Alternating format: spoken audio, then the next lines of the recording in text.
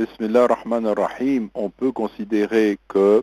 nous assistons aujourd'hui à une forme de mondialisation à sens unique,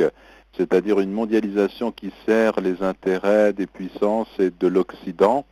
et qui permet une exploitation outrancière des ressources énergétiques dont sont détenteurs les pays d'Afrique et de ce que on appelle normalement ou bien couramment le tiers-monde.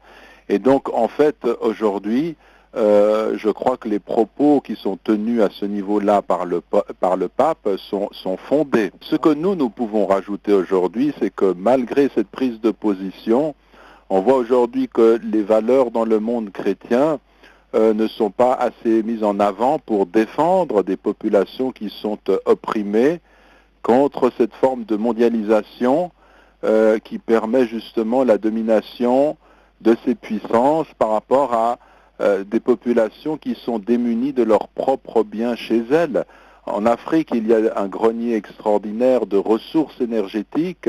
Des populations en sont privées parce qu'elles sont dirigées par des gouvernements qui obéissent à l'impérialisme, soit américain, soit occidental, et qui usurpent ainsi le bien qui appartient à la collectivité dans ces pays. Et nous sommes convaincus pour notre part qu'aujourd'hui, l'islam représente une force déterminante au niveau de l'identité islamique musulmane pour parvenir à libérer ces peuples contre l'impérialisme occidental et américain qui impose une domination politique, économique, militaire outrancière et qui se livre en fait à des formes de barbarie, au mépris des vies humaines, au mépris des intérêts de populations entières en Afrique.